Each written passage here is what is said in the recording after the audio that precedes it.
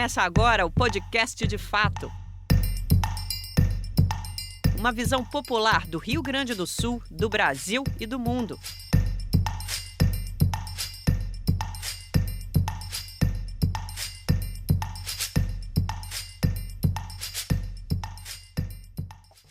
Olá, estamos entrando no ar com o podcast De Fato, uma parceria do Brasil de Fato do Rio Grande do Sul com os sindicatos bancários de Porto Alegre e região. Gravado no Estúdio Hall, diretamente do Centro Histórico de Porto Alegre. Eu sou Kátia Marco, comigo tocando o programa Ayrton Centeno. Salve, Kátia! Grande Ayrton! Nos últimos dias, a cidade e o Rio Grande sofreram uma grande perda. Não foi uma pessoa a quem as pessoas prezavam, mas um símbolo, uma referência. Um dos pilares culturais de Porto Alegre, sobretudo da música e do rádio gaúcho. Estamos falando do Cantos do Sul da Terra, o programa da TVE e da Rádio FM Cultura, que por decisão do governo estadual deixou de existir. Apesar da intensa mobilização da comunidade pedindo a sua continuidade. Vamos discutir sobre o legado do Cantos do Sul da Terra, mas não apenas. Vamos abrir uma janela para a música popular ontem e hoje. Vamos falar do papel que o rádio exerceu no passado e no que exerce hoje. Vamos falar também dos rumos que a música popular brasileira tomou nos últimos anos e da importância da comunicação pública. Para tanto, está aqui com a gente o criador, produtor e apresentador do Cantos do Sul da Terra. Muito bem-vindo, Demétrio Xavier. Bueno, gente, como é que começa esse programa desde 2011, cantando a aldeia com as vozes da cultura crioula e os sotaques do continente de São Pedro e do continente latino-americano. Muito obrigado pelo espaço, enfim, pelo interesse. Vamos lá. É de fundamental importância, né, a gente discutir a nossa cultura e, enfim, te ter aqui é um grande prazer. E está aqui também com a gente, para participar dessa roda de conversa, o nosso querido amigo, músico Zé Martins, que é um dos integrantes do Unamérica. Bem-vindo, Zé. Obrigado pelo convite, um prazer estar com vocês, um prazer estar contigo, Demétrio. Estamos aí. Vai lá, Centeno. Bom, Demétrio, o Cantos do Sul da Terra é de 2011. Ele teve uma certa interrupção em determinado momento, né? Mas, enfim, são 14 anos, nós vamos considerar que estamos no início de 2025, e ele conquistou uma audiência muito fiel e muito numerosa, o que deu para perceber agora na reação da comunidade cultural de Porto Alegre diante da possibilidade da perda do programa. O que tu acha, para que serviu, qual foi o papel do Canto do Sul da Terra nesses 14 anos? Pois é, quando tu falas nessa estrada, né, eu quando por alguma razão estou falando da idade do Cantos, por exemplo, no aniversário do programa, ou em alguma situação em que eu estou tocando e falo no Cantos do Sul da Terra, que eu estou atuando como músico, eu digo tantos anos, como tu disseste agora, rumo aos 14, né? Tantos anos interruptos, né? Não são ininterruptos. Gostaria de dizer que foram ininterruptos, não foram. Não foram porque, diante do projeto referente às fundações, a várias fundações e sobretudo a Fundação Piratini no governo anterior, retrasado, digamos assim. Do José Ivo Sartori. No governo Sartori, eu optei por retornar à minha origem, que é o Tribunal de Justiça, porque tinha tido da própria administração a notícia de que as emissoras estariam sendo fechadas, liquidadas, encerradas, enfim, como de fato a fundação o foi. A partir de 2020, eu retomei uma experiência por uma possibilidade muito específica que me deu a própria pandemia. A gente em isolamento social, eu a convite do Kleber Grabowska, que estava na direção da rádio, com vontade de fazer coisas interessantes, inovadoras sim, mas ao mesmo tempo respeitando uma tradição que a rádio tinha, uma grade que a rádio sempre teve, o Kleber me convida para fazer um voluntariado. Então eu consegui fazer algo que hoje seria inexpressivo para esse público todo de que tu falas, que é uma experiência de 1 hora semanal num programa que evidentemente era precário. Eu gravava em casa, eu mandava coisa de celular. E eu aproveitava o fato de eu estar em home office no tribunal, em horários possíveis, produzir aquela 1 hora por semana. E tu vê que hoje são 5 horas no rádio por semana, com uma produção que eu faço sozinho e que inclui, por exemplo, a tradução quase diária. Eu não só seleciono literatura para cada programa, eu traduzo quase todos os dias algo para o programa. Claro que não é uma tradução com aquele compromisso de quem vai publicar. É para deixar mais acessível para as pessoas. Às vezes também eu gosto de colocar o texto em espanhol, às vezes faço os dois. Mas enfim, o que eu estou dizendo amorosamente e até com saudade já alguns dias depois de sair do ar? Faço isso com um prazer enorme, não estou me queixando, mas é uma trabalheira e são muitas horas. Vocês sabem, né? A gente que produz comunicação sabe que são muitas horas. Além disso, se somou desde 2022 o programa de TV, que se eu não produzo sozinho, seria impossível. Tenho uma equipe pelo aspecto, digamos, mais técnico, mas ainda é a característica de um programa autoral que esta administração vinculada a este governo me pediu que fizesse e que também esta administração pediu que o conceito fosse este, que o nome fosse Cantos do Sul da Terra. Então, assim é que eu entrei no ar em 5 de setembro de 2011 e, fora aquele período interrupto, porque eu volto a ser cedido no meio de 2022, volto a estar em tempo integral nas emissoras em 2022, eu estou sim há 14 anos e meio nessa lead, nessa latinha aqui, e também na tela, né, que foi a novidade que as pessoas curtiram também. Demetrio, tu podia, assim, de forma sucinta, só explicar um pouquinho para o nosso público, quem ainda não está familiarizado com o que está acontecendo, o porquê que o Cantos do Sul da Terra foi cancelado, digamos assim, nesse... Eu sou um servidor do quadro de estatutários, portanto, concursados, né, do Estado.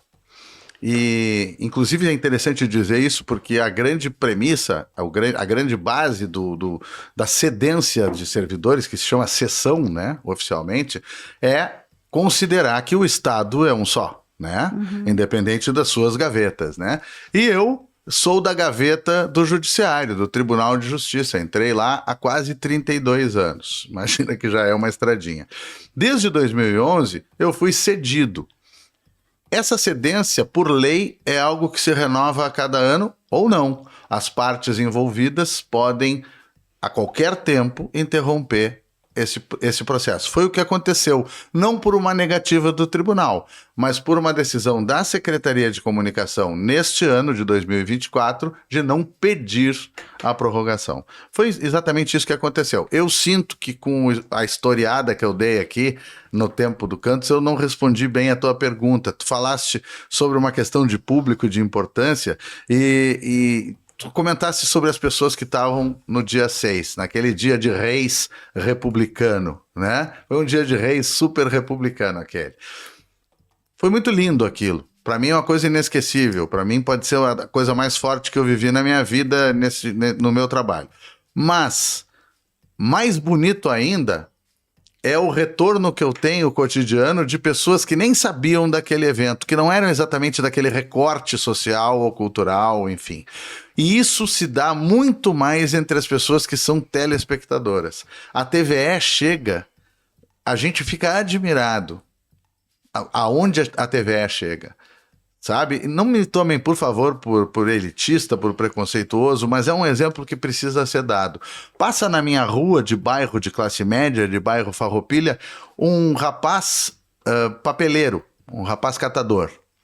Tá passando ali e para conversar comigo sobre os programas que ele assiste com a mulher. Mas não é aquele, que eu conheço bem isso, que a gente é músico, né, Zé? Sabe que isso acontece. Não é aquilo de dizerem, te vi na TV, e achar VIP falar que te viu na TV. Não, vi falar sobre o conteúdo.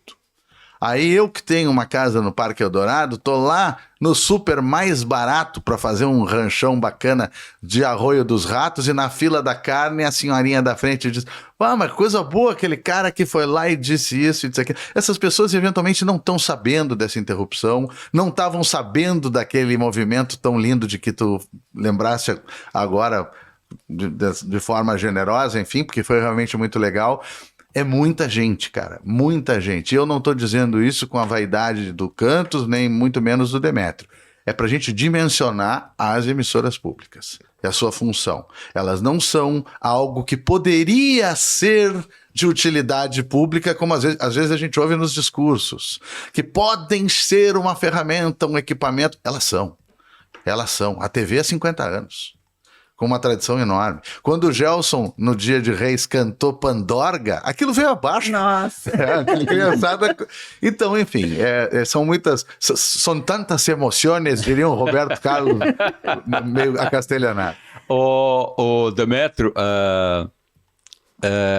me ocorre o seguinte, tu estás falando, eu estou lembrando, eu trabalhei em determinado momento na TVA também, por 2 vezes.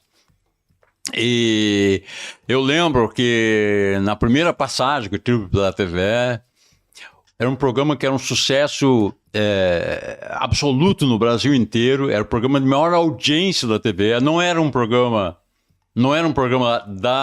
da Fundação Piratini, era um programa que vinha de São Paulo, que era o programa Viola Minha Viola, que era um programa de música popular brasileira, a apresentadora era Inesita Barroso, acho que é. Maravilhoso.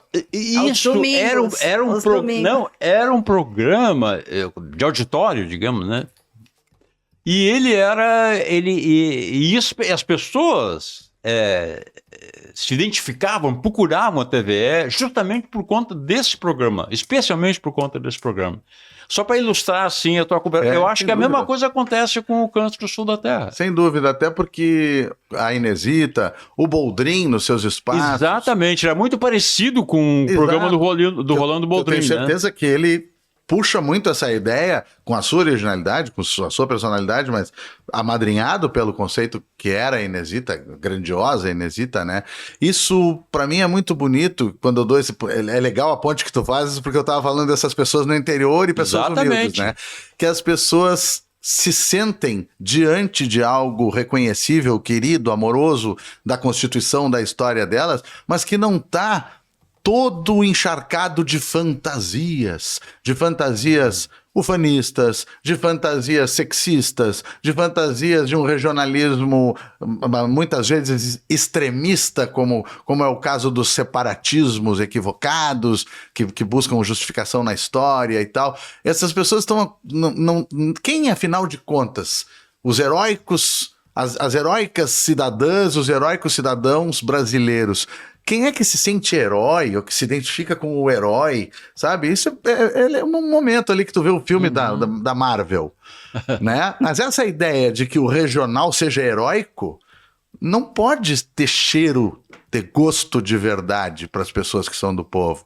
E quando essas pessoas veem um trato, enfim, verdadeiro, honesto, não precisa ser de um expert como era um Boldrin, pode ser o que a gente tentou fazer no Cantos, né? Uma coisa de realmente respeitar, escutar, ver como é que funciona essa vida rural, por exemplo, mas popular principalmente, que é o que nos interessa acima de tudo. E as pessoas dizem, pai, eu tô nisso, minha avó dizia isso. Uma moça me parou na Feira do Livro e disse assim, cara, quando tu diz assim, vai entrar o meu gateadinho agora, eu me lembro da minha família, da minha casa, da minha gente. Eu disse, e tu viu que tu viste que o cavalinho de madeira que aparece é bem gateadinho mesmo? Eu disse pra ela. Ela disse, não sei, eu não entendo nada de pelagem.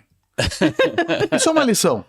Isso é uma lição. Não é enciclopédia esse negócio. O negócio é tu tocar o meu amor, a minha referência pessoal, a minha referência familiar, o meu DNA, né? O Lima Duarte fez isso, dando uma entrevista e começou a contar uma história de Guimarães Rosa e falou que aí alguém foi preparar uma jacuba para aquele jagunço, e aí a repórter fez uma cara curiosa, inteligente, emocionada e diz, Lima, o que é uma jacuba? E ele parou e disse assim, Eu sei lá o que é uma jacuba. Isso não interessa o que é uma jacuba. Tipo assim, tem outra coisa rolando aí, né? Então a gente não tá respondendo programa de aqueles antigos 8 ou 800, a coisa que vale, de saber os detalhezinhos de cada coisa, campeira ou não, ou popular. Não, a gente está se comunicando com as pessoas, deixando que elas falem através de nós. E isso a comunicação pública proporciona, né? Eu queria ouvir um pouquinho o Zé também, porque além de ser do Na América, né? É um grupo que está aí há 40 anos trazendo essa música latino-americana, né? Foi um dos primeiros grupos aqui no estado, né? A trazer os instrumentos e essa cultura latino-americana. Ele também foi presidente do conselho da Fundação Piratini, né? A última gestão do conselho da fundação antes da extinção no governo Sartori, e acompanhou muito de perto toda essa luta em defesa da comunicação pública. O último presidente, né, vai se dizer assim, deposto no mesmo ano que depuseram a Dilma. Olha aí, ó. E uma das razões também foi isso, né? Mesma situação. Primeiro, é um prazer estar com vocês aqui, é um prazer participar desse importante momento. E eu queria recuperar algumas coisas e trazer alguns dados, assim, do que o Demétrio vinha falando, que tu tinha questionado também. A TVE foi a segunda maior cobertura no estado do Rio Grande do Sul, só perdendo para a Rede Globo. Nem outra emissora no Rio Grande do Sul conseguia ter um alcance tão grande quanto a TVE. E sem dar lucro. E que é muito importante que se considere isso, porque eu tenho escutado algumas falas, mas isso não dá lucro. Por que tem que dar? O que é público não tem que dar lucro. O que tem que dar lucro é a empresa. O que é privado... Agora, o público não tem que dar lucro. O público tem uma outra função, uma outra responsabilidade.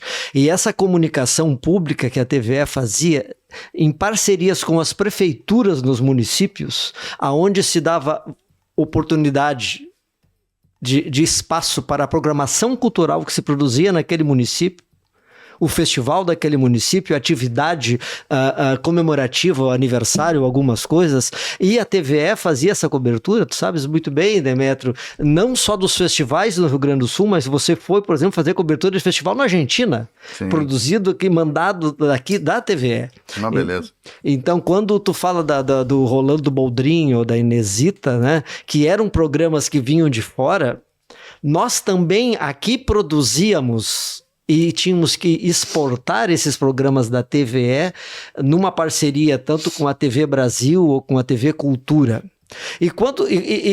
Ironicamente, até estava comentando em off ainda com a Kátia sobre isso, ironicamente, quando a TVE começa a ser reduzida, enxugada a sua máquina, a linha de produção, começam a ser demitidos e não renovados convênios, né, entre funcionários, começa a diminuir a sua produção e parar de produzir, na realidade, programas locais, quase que na totalidade.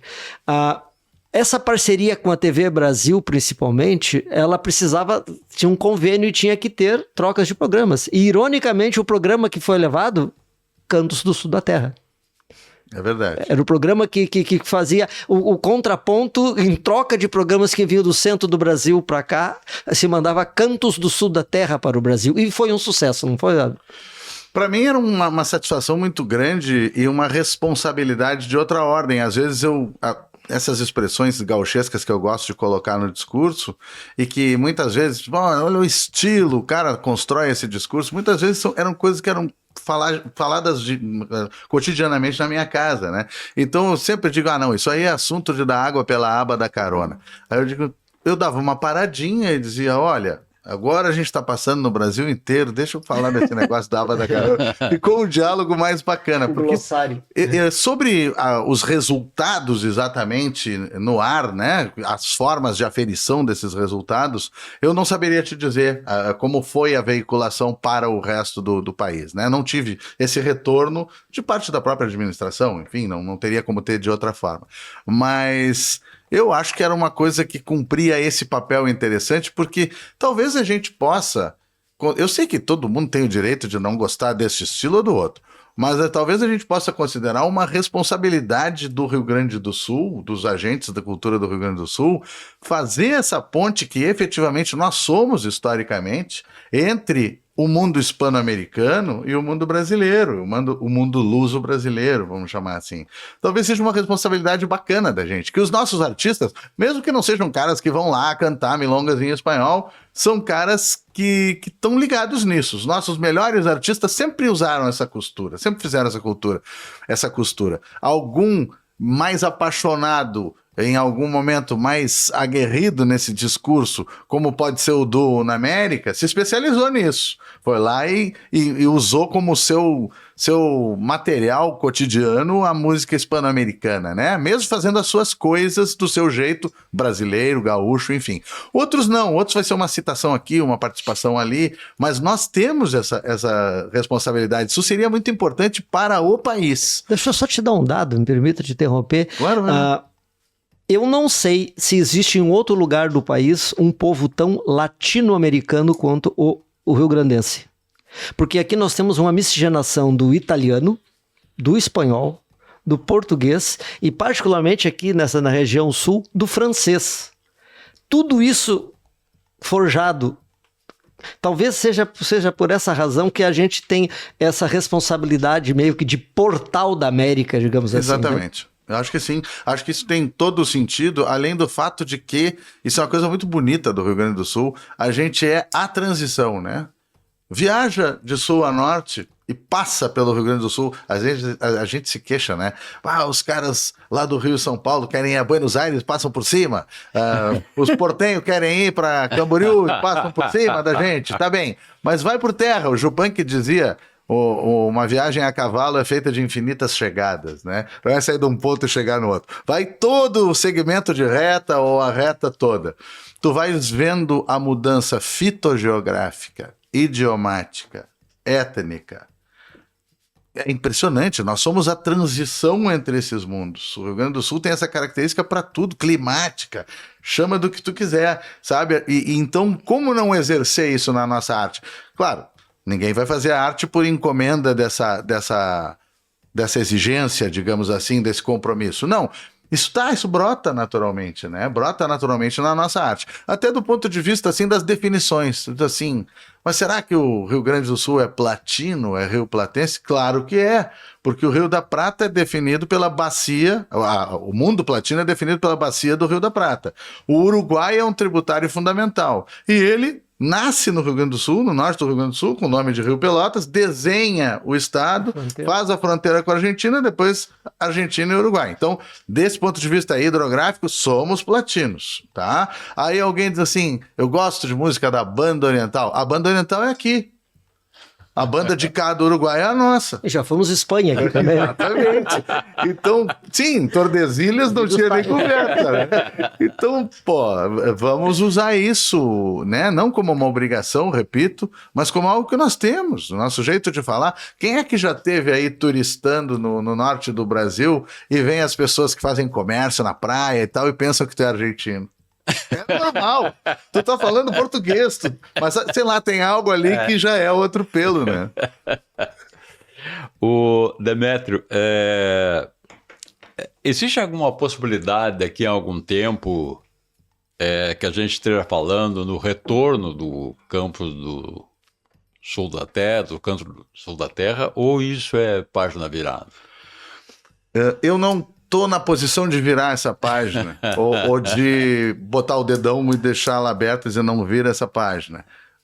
O que das duas coisas eu tento, tu sabe, né? É claro que eu tento trancar o pé nessa porta. Eu acho que isso é minha obrigação, meu compromisso.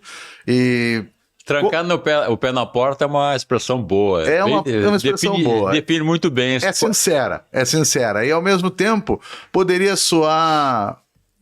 Puxa, poderia soar uma balaca terrível, uma demagogia pura, eu dizer que eu sinto isso como uma responsabilidade com todas essas pessoas que dão o retorno que dão. E aí eu estou falando do Dia de Reis, mas eu estou falando do papeleiro, né? E não é nem uma coisa muito fácil de falar, para ser bem sincero. Mas o fato é que, numa condição funcional e administrativa, eu não viro a página nem determino se ela é virada ou não. Se há entendimento, possibilidade de entendimento, acho que sim. Primeiro porque sempre acho que sim. Depois porque acho que houve sinalizações de compreensão do tamanho desse movimento, enfim. É o que eu espero, isso é evidente. Né? É o que eu faria. Há poucos dias eu tive conversando com o Wilton lá na fábrica de gaiteiros, né? Eu disse, poderia dizer isso para o Zé também, que nós somos caras que iniciaram no violão em cima da perna e cantando e tal, na mesma época, né? Época brabíssima. Eu vou dizer uma coisa, vai parecer absurdo para vocês. Eu num bar tava cantando em espanhol, não cantava quase nada em português, até o momento que um sujeito me botou um revólver na cara. Nossa. Essa história de tu saíres na noite de Porto Alegre hoje e ver empanadas, parrilla, pancho, isso não tinha nada a ver. Isso era uma coisa bem diferente nos anos 80, né? Então quem tá nessa estrada todo esse tempo sabe a paixão com que a gente enfrentou isso. E eu disse pro Wilton, se hoje me dissessem, tu vai ter que optar entre fazer música ou comunicação, eu deixaria de fazer música. Nesse ano faz 40 anos que eu fui pra lá. Não, essa picada, depois que tu leva, né? É impossível. Eu acho que sim. Eu me lembro quando eu comecei a lidar com cavalo, que todo mundo dizia, cavalo é uma cachaça. Cavalo é uma cachaça. Não, eu acho que ela tinha uma cachaça. Cavalo eu deixei, inclusive a coluna tá ruim. Mas enfim, eu deixaria. Ninguém jamais teria a crueldade de me exigir essa escolha de Sofia. Mas eu, que comecei com 19 anos e nesse ano cumpro 59, comecei profissionalmente, eu quero dizer oficialmente, com carteirinha da Ordem dos Músicos do Brasil, e na noite eu pararia para continuar o Cantos do Sul da Terra. Eu queria dizer uma coisa aqui, aproveitar a oportunidade e na presença do Demétrio, que eu acho que Cantos do Sul da Terra e essa proposta que foi do dia 6 aqui de Reis e o que estamos fazendo aqui é uma, na realidade, no fundo, entre nós aqui é uma grande desculpa.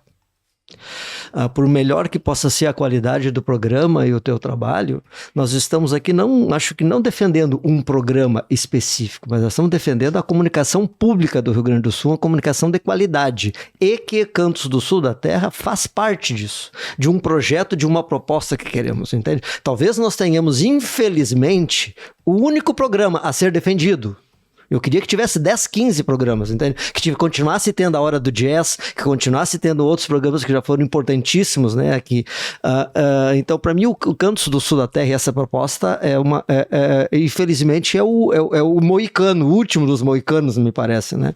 Mas a defesa, assim, de uma comunicação pública de qualidade, equipamentos públicos, profissionais, respeito pela cultura local, porque, na realidade, nós acabamos ouvindo e vendo muito mais músicas de fora, não querendo ser aquele bairrista que fica com a prancheta na mão dizendo tu entra, tu não entra aqui, porque senão isso a gente já disse que não faz parte da nossa história de miscigenação, né? Nossa fronteira tá sempre aberta, né? Nós não precisaríamos passaporte, né? Essa história, entende? Entrada livre pela aduana. Na realidade, a aduana é um grande entrave para nós, né? Mas assim, ó, que o respeito pela nossa cultura e pela nossa arte. Eu gostaria de ter, Demétrio, estar defendendo aqui cinemas do sul da terra, artes plásticas do sul da terra, entende? Teatro do sul da terra, não só música, só o canto do sul da terra, que nós tivéssemos muitos mais programas e que nós não tivéssemos aqui implorando migalhas para um governo e dizer para eles, falar para eles da importância que é ter uma rádio pública, uma TV pública e que a necessidade de respeitar a nossa cultura local. Eu acho isso absolutamente correto e eu acho que isso é muito fácil de perceber num evento como aquele do dia 6, pelas pessoas que estavam e pelas falas das pessoas, porque, enfim, a contingência me colocou nessa situação, mas as pessoas também colocaram, tipo, através disso vamos falar na nossa briga permanente, que é a nossa vocação, é a nossa vida, pelas emissoras públicas, sim, pela cultura pública, sim, mas pela cultura como um todo e pela coisa pública como um todo. Né? Ali havia gente de todas as procedências, né? De todas as áreas e de fato o Cantos acaba ocupando esse lugar neste momento, que é uma tremenda de uma honra, mas ficou muito clara a dimensão muito maior, que é o que evidentemente justifica a briga, porque alguém diria assim, Tá, mas não dá para tu fazer esse negócio em outro lugar? É claro que dá. É claro que dá, mas não é disso que a gente está falando. Não é disso. Né? Então, é absolutamente correto o que tu está dizendo, e acho que foi o que realmente foi importante ali, né? Eu fiquei lembrando agora do discurso da Fernanda Torres, né? Aquela noite, dia de reis. Pois é, dia que de reis loucura. foi frutífero, né? A gente é republicano, mas aquela é rainha, né? Aquela rainha. E ela falando sobre a questão da cultura, né? Da cultura brasileira. E assim, lamentando quem não conhece essa rica cultura. Sem dúvida. E quem não conhece essa rica cultura do Sul, né? E que acha que é só o que se vê em CTGs, enfim, que também é, mas que não é só, né? Aí que eu ficou zunindo no ouvido aqui algo que o Zé falou, que é essa questão de aduana, de fronteira, porque há algo de muita contradição, bom, na vida humana, na sociedade, sim, mas há algo de muita contradição nesse Rio Grande do Sul, que quando eu digo que ele é uma transição entre muitas coisas, parece que essa transição é harmônica e suave, sem fricção, né? E essa transição, às vezes, não é bem assim, não. Às vezes é entrechoque de guampa no rodeio no dia que se dá sal, não é assim que a poesia diz, né? Mas, enfim, o que acontece? Tu tens, no Rio Grande do Sul, a possibilidade de tratar a questão fronteiriça como um pode, não pode, entra, não entra. Tu pode te colocar como agente cultural, ou como quem for, como gestor, por exemplo, de algo público, tu podes te colocar como quem exige a papeleta ali, né? O senhor vai para onde, vai fazer o quê? É uma tradição de fronteira. Também é uma tradição de fronteira cruzar como as andorinhas sem passaporte do velho Jupanque, né? E desconhecer a fronteira, como naquela música que eu adoro cantar, que é Platonada, né? Eu sou cantor desses pagos onde o vento não repousa, no Brasil castelhano, e aqui sou Cenobio Rossa, quer dizer, eu sou o mesmo cara cruzando livremente. O Osíris Rodrigues Castillo, que chega na fronteira, olha o marco a cavalo assim e diz, aqui não se acaba o meu amor pela terra. E continua, entendeu? Então, um antecessor teu na TVE dizia que o Quero só muda o nome quando ele passa o Rio Uruguai, mas ele grita da mesma maneira. Magnífico. Era o Glênio Fagundes. Magnífico, né? Antecessor. Que feijão eu tenho que comer na vida para sentir ele como meu antecessor, né? Ele é outra coisa, né? E outro programa que era muito procurado, muito citado pelas pessoas, né? O Galpão Nativo. Sem dúvida. Mas o que eu queria arrematar, assim, sobre essa questão é que isso tem um nome só, e o nome é política. Né? O melhor debate que se dá entre duas posições opostas políticas, aliás, a gente não tem visto isso nos últimos tempos no Brasil, é o debate que se dá quando os dois estão falando a verdade. Sabe? Não é a verdade contra a mentira. Esse é um debate que pode ser sujo, pode ser estéril, pode ser terrível. Pode derivar em coisas que não se querem, mas o debate em que eu e tu estamos falando a verdade. A questão é o que nós privilegiamos, onde nós achamos que está a questão, onde está el grano, o grão, o miolo da questão. Bom, isso sim é um bom debate. Então, é verdade que nós éramos aguerridos guerreiros da fronteira contra os castelhanos? É verdade que nós éramos pessoas que se entendiam como talvez em nenhum lugar do mundo? Eu escrevi um texto sobre isso, que está no Cevando a Palavra, nesse Que, aliás, livro. Um sucesso, né? Pois ganhou o prêmio da Agis, primeiro livro e tal. Tem um texto meu ali que fala sobre isso. Então nós somos os grenalistas, chimangos e maragatos, gremistas. Desde quando? Pode ser desde que as oligarquias tiveram brigas muito ferrenhas aqui dentro de facções delas próprias, né? Da hegemonia contra a hegemonia.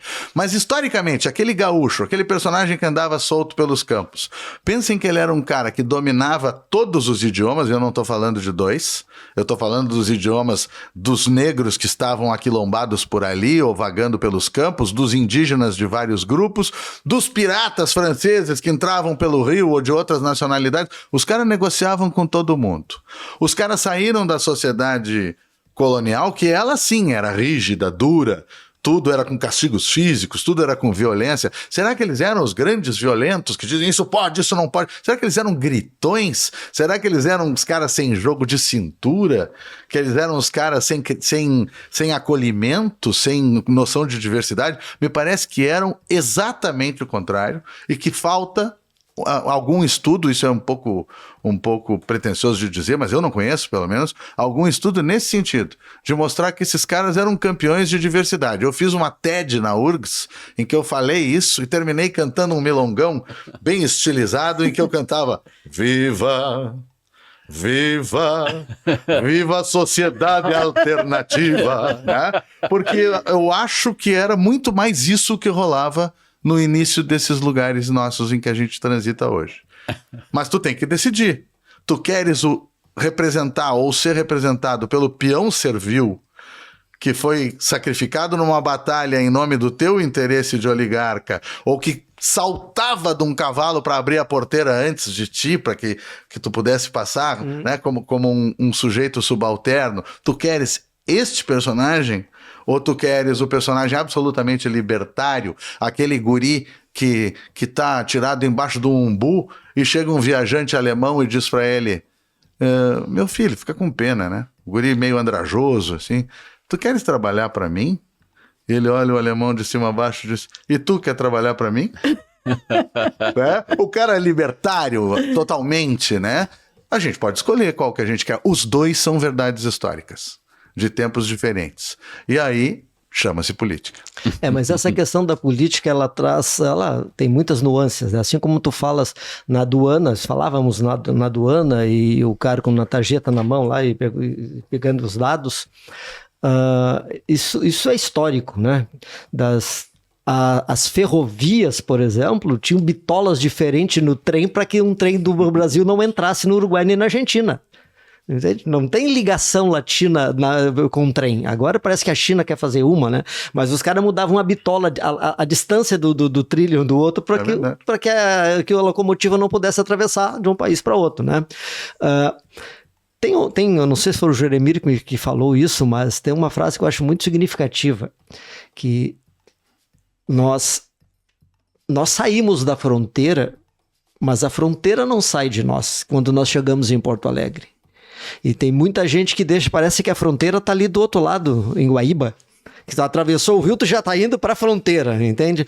E nós tivemos, assim como temos movimentos políticos que defendem essa aduana, a gente teve ainda, numa época que tanto Lula, presidente do Brasil era Lula, e o Mujica era presidente do Uruguai, o encontros em Rio Branco, Jaguarão, Rio Branco, para assinatura de uma lei, um acordo de fronteiras que transformaria as fronteiras 150 metros de um lado e 150 metros de outro como uma região, uma barra de fronteira, né? E que naturalmente já tem isso, né? Na maior parte das fronteiras, que são os famosos doble chapa, né? Sem dúvida. E tem tu deves conhecer também um dialeto dessa fronteira chamado misturado, com música.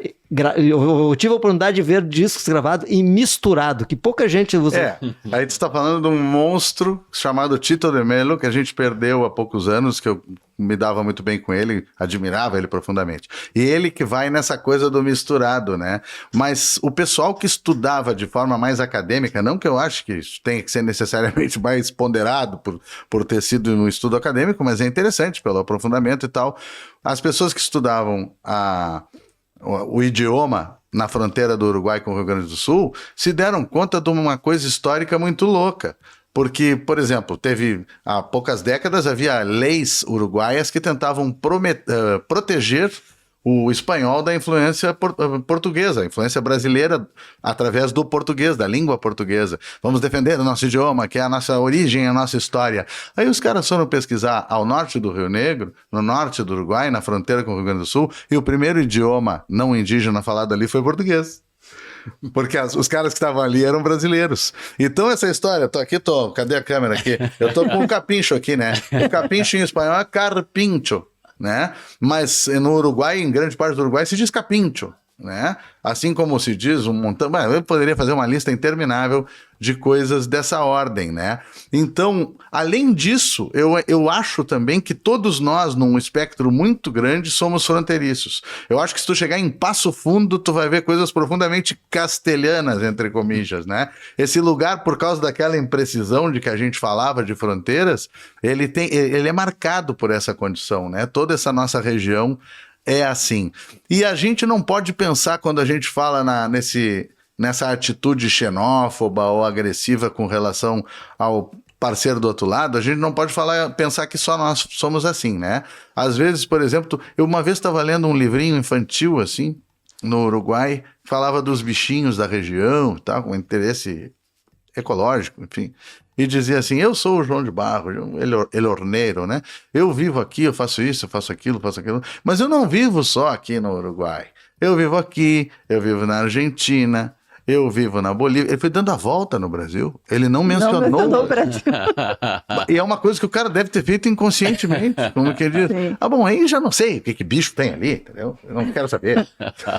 Agora, tu imagina se os nossos historiadores, se os nossos artistas, enfim, trabalhassem mais juntos. Eu digo historiadores porque às vezes tu vês um excelente historiador ou sociólogo argentino, daqui a pouco algo te parece extremamente falho por um dado que ele não tem, que era só perguntar para qualquer um aqui do lado de cá. Ele não perguntou. A gente faz a mesmíssima coisa.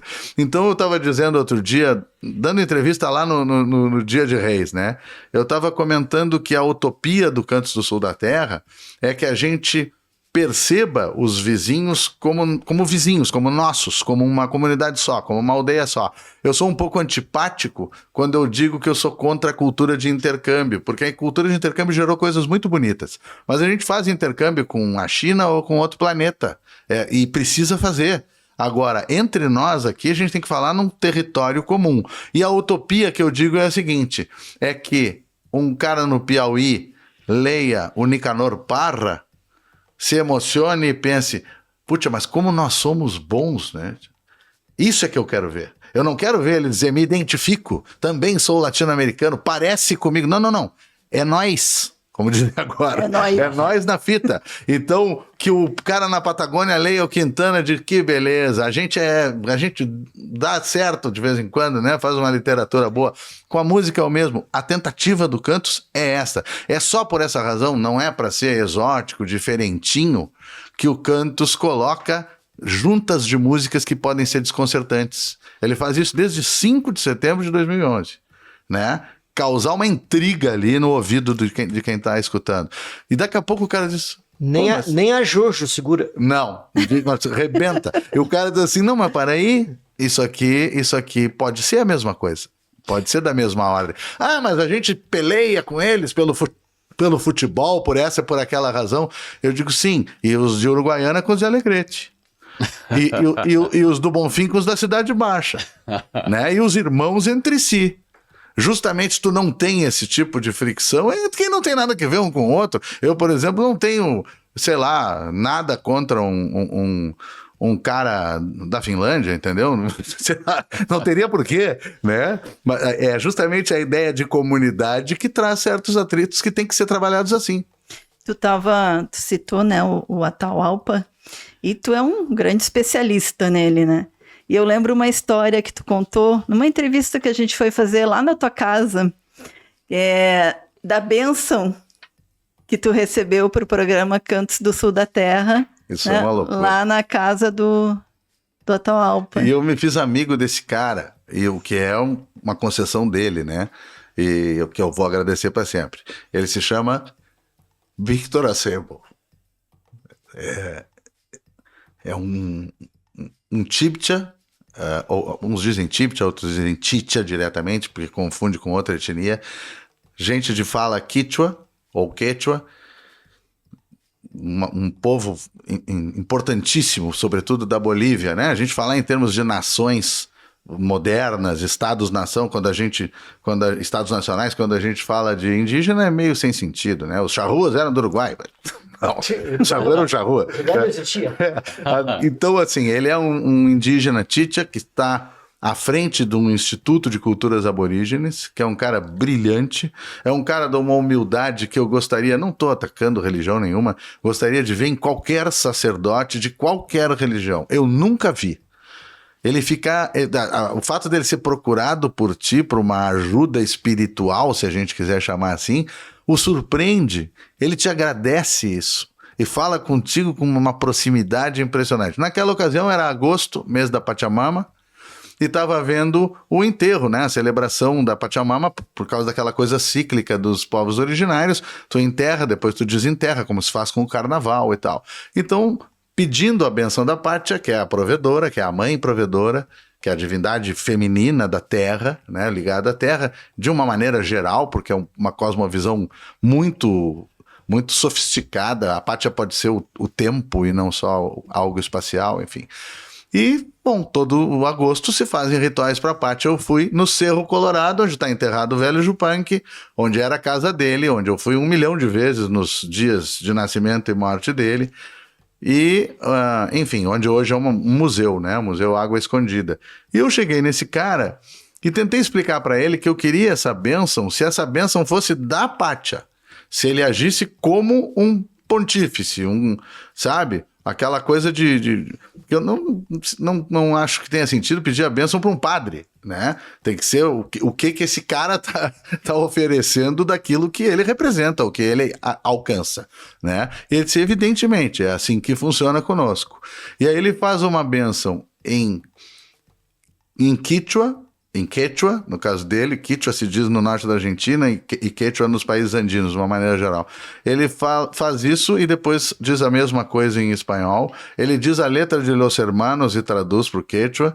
Tudo isso com uma chacareira tocando no fundo, com o pessoal na beira do rio de Los Tártagos ali.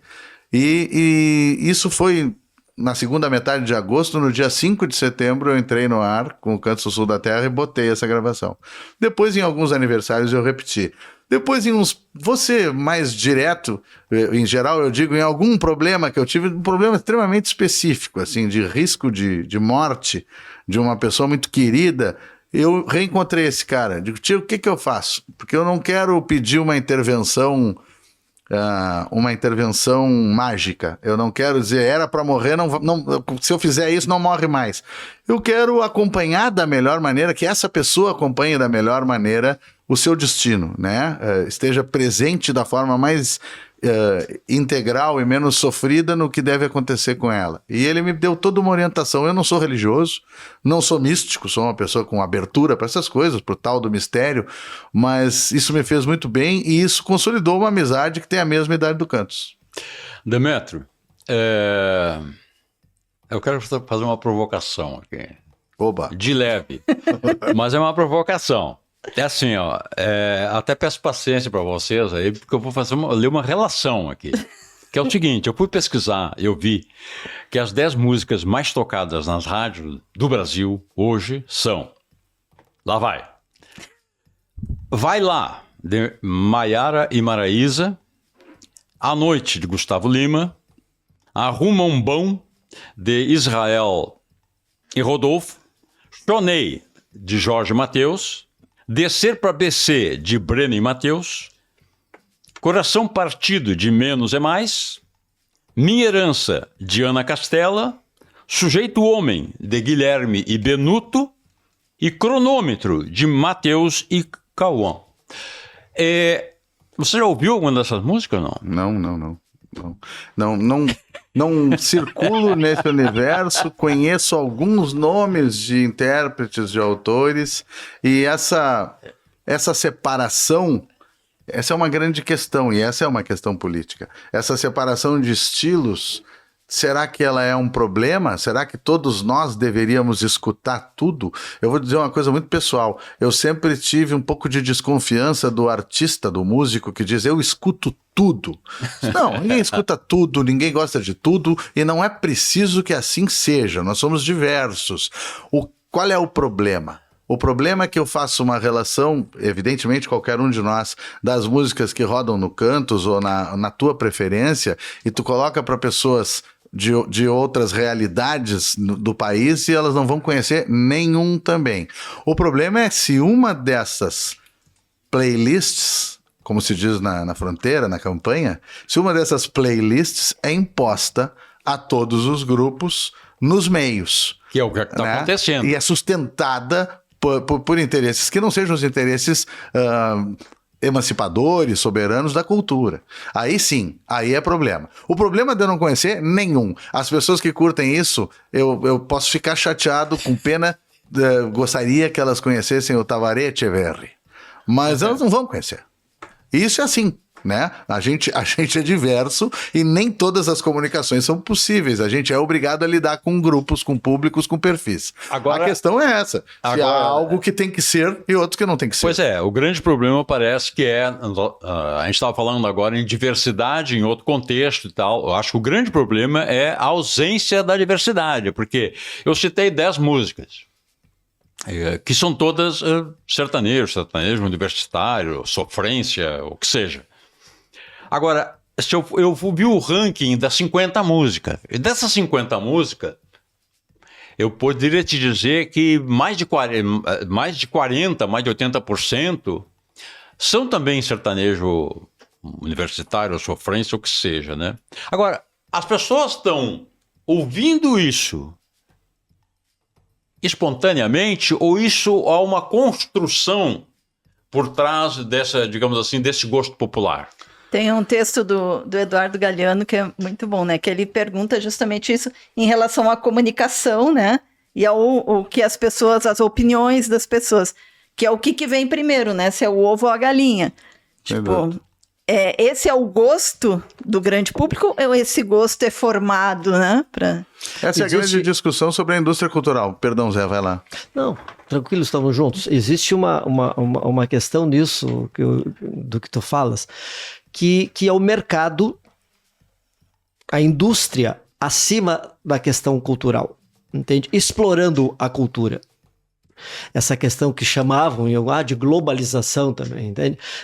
Eu não consigo entender, e eu acredito que nenhum de nós aqui nessa mesa entenda, que uma arte musical, até existe isso nas artes plásticas, que é uma arte efêmera. Uma escultura de gelo, por exemplo, ela tem uma vida útil e ela vai derreter.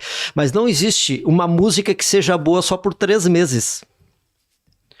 Enquanto tem a novela no ar, a música toca 10 vezes na rádio. Terminou a novela, a música não toca mais.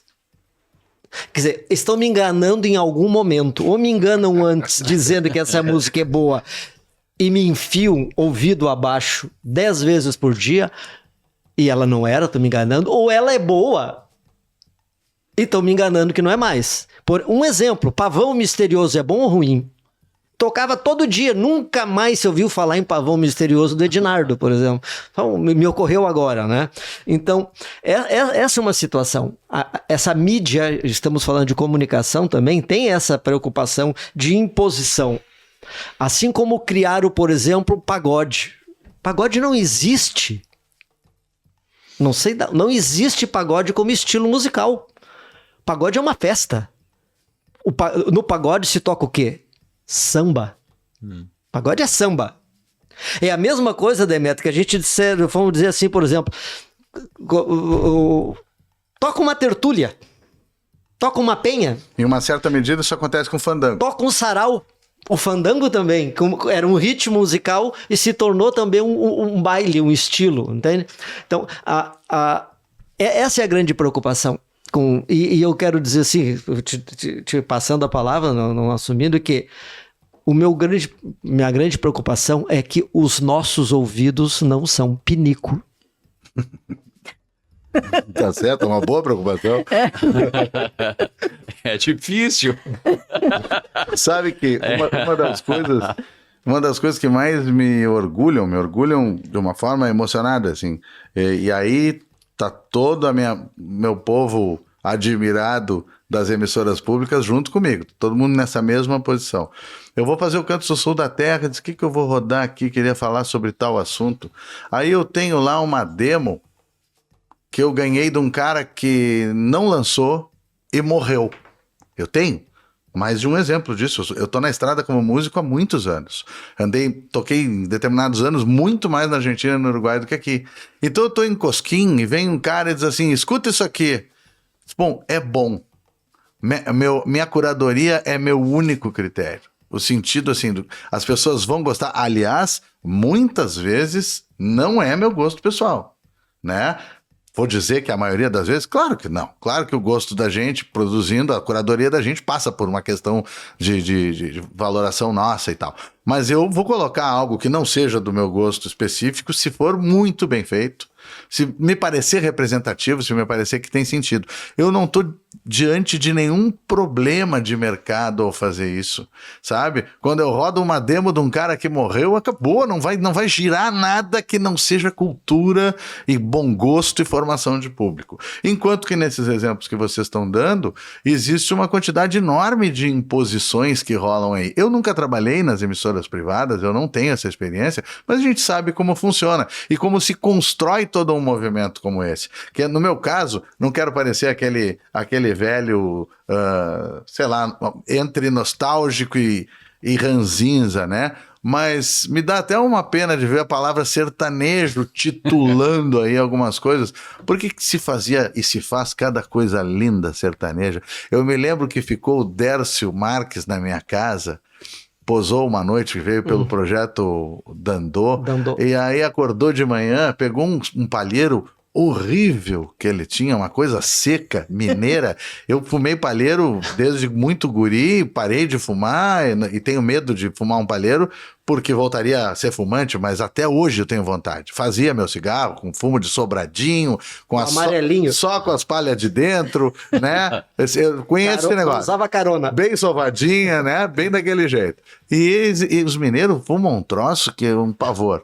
E ele pegou uma capa Renner que eu tinha, dessas capas de viajar a cavalo, e saiu na chuva pro mato, fumando aquele cigarro, escondido no chapéu para não apagar na chuva, e compondo algo de sertão no matinho da frente da minha casa no Parque Eldorado. Ali estavam os sertanejos. O que ele entende de marcação, capação, cura, benzedura, fases da lua para uma plantação, eu não sei. E acho que entendia, mas não acho obrigatório. É aquela história, não é o programa aquele de perguntas e respostas. La copla tiene sentido si el canto que la convoca lleva enterrado en la boca gusto a un recuerdo querido. El árbol acontecido perdura en su resplendor. Si el hacha del leñador cambió su carne en madero, la mano del carpintero condecora su verdor. Entende? Tem um processo humano, popular, verdadeiro, que tem que gerar a cultura. Se os processos forem outros, muito bem, faça-se, consuma-se, mas não se imponha, né? E não contem comigo. Mas que bonito isso. A copla, ela tem que vir de dentro. Não tem outra maneira, né? Não tem. O assobiar, né? Não tem como tu assobiar de fora para dentro. É isso. É o isso. topo. É isso, e com isso, infelizmente, a gente vai ter que acabar esse bate-papo, que tá bom, né? Oxe, muito dá bom, pra ficar aqui o resto do dia. o resto do dia Servando servando a palavra. Falamos junto. Eu só queria lembrar, Kátia, com permisso, Fernando Brant. Ficar de frente para o mar, de costa para o Brasil, não vai fazer desse lugar um bom país. Uma notícia está chegando lá no Maranhão, que o Milton gravou, entende? Fala exatamente isso. Essa é a nossa questão de Latinoamérica, né? Ficar de frente para o mar, olhando para a Europa, olhando para um outro território e negando a América do Sul, negando a Espanha, negando o Quechua, negando todos esses, a nossa história, não vai fazer desse lugar um bom país. Não ajuda nada. Muito bem, gente. Que bate-papo bacana, hein? E isso tu vê aqui no podcast do Brasil de Fato. Então, contribua para a gente poder continuar com esse trabalho legal durante todo esse ano e nos próximos anos. E que essa comunicação, que é a comunicação popular, que também faz parte dessa comunicação pública, resista, exista e continue. Nós temos lá o apoia.se/Amigos do Brasil de Fato RS, que você pode contribuir para a gente continuar com esse trabalho. Prensa na imprensa. na imprensa, num vapt-vupt. É assim, ó, todo mundo está falando da premiação da Fernanda Torres, que obviamente é o grande assunto dessa semana. E o filme é digno, eu acho que talvez até seja a melhor apreciação que já se fez em termos de cinema da ditadura de 64. Mas o filme, é claro, ele não pode abranger tudo, né? Todos os eventos que cercaram, né? O filme é sempre uma opção, né? Ou a literatura, o que seja, tu tem que cortar um pedaço e contar, não pode contar toda a história. Então tu tem, digamos assim, no entorno do drama do Rubens Paiva e da família, tu tem uma série de acontecimentos, né? Pré e pós a prisão dele, né? Nessa semana, um repórter, eu acho importante, vou registrar aqui, tem que dizer o nome e onde. Um repórter, o Marcelo Auler, que é um cara muito experimentado, ele contou isso no portal 247. Contou o quê? Contou o entorno, né? E eu vou me deter aqui simplesmente sobre o que aconteceu no pós, né, das manchetes, como as manchetes trataram esse assunto. As manchetes dos jornais da época trataram o assunto prisão do Rubens Paiva. Porque se criou, para se entender das manchetes, é preciso explicar isso. Se criou o quê? Se criou uma historinha que eles chamavam de teatrinho, que a ditadura sempre chamou a repressão chamava de teatrinho, que é uma história forjada. O Rubens Paiva, quando ia para o quartel do Exército, para onde teria que se apresentar, ele teria sido sequestrado, houve um tiroteio, 2 fuscas cercaram o carro dele, o metralharam, etc. e tal, e ele fugiu, né? Foi colocado dentro do carro e fugiu. Essa era a história. Assim, então, eu vou ler aqui rapidamente o que os jornais deram no dia seguinte. As manchetes. Globo. Terror liberta subversivo de um carro dos federais. Jornal do Brasil. Terroristas metralham automóvel da polícia e resgatam subversivo. O Jornal. Terror metralha carro libertando prisioneiro. O Dia. Bandidos assaltam carro e sequestram preso. Tribuna da Imprensa. Terror resgatou preso em Operação Comando. Quer dizer, a imprensa da época engoliu um prato feito, não fez seu papel, né? Que não é novo, né? É que a mídia sempre come na mão dos governos com os quais se identifica. E foi isso que aconteceu. E o Marcelo Auler conseguiu contar esse entorno. Tem vários episódios que cercaram esse estudo, né? Como a polícia chegou a Rubens Paiva, etc, etc. Mas sintetizando foi isso, né? E a imprensa que hoje exalta Ainda Estou Aqui, o filme, ela tratou o assunto dessa maneira, né? Prato feito. Prato feito. Já vimos isso em outras ocasiões depois, né? Em outros golpes. Há décadas eu vejo isso. Gente, estamos chegando naquele quadro final, animado, retornando com o nosso figuraça da semana, mas antes, não esqueça de curtir, compartilhar, comentar esse bate-papo que foi muito bacana. Figuraça da semana. Ayrton, essa semana, a figuraça da semana não tem como ser outra, né? Ah, não tem. Não tem. A figuraça da semana, meu voto é da Fernanda Torres, é óbvio, né? Até porque a premiação da Fernanda, o filme, a premiação agora no Globo de Ouro, ela de alguma maneira não só ilumina, chama atenção para um acontecimento de 50 anos atrás, como ela lança luzes sobre o que está acontecendo ainda hoje, o que pode acontecer amanhã, né? Então, meu voto é da Fernanda Torres. Eu não sei se o Demétrio, o Zé teriam alguma sugestão de figuraça para essa semana. Eu voto com a relatoria. Eu acho que não pode haver outra. Sensacional. E o desempenho. E para nós, brasileiros, o significado da mãe dela nesse processo todo. E agora que tu disseste isso, essa ironia incrível, né? Que é o ainda estou aqui, ainda estamos aqui. O que a gente tem visto nos últimos anos é que quem ainda está aqui são aquelas pessoas que tinham sido apiadas do poder em 85. Exatamente. Com a redemocratização do país. Esse título parece extremamente irônico e não sei se foi intencional. Né? Eu acho que não, até porque é escrito por uma coisa feita por um familiar, por um filho, enfim. Mas quem é que ainda está aqui, né? Exatamente. Ainda está por aí, né? Sim.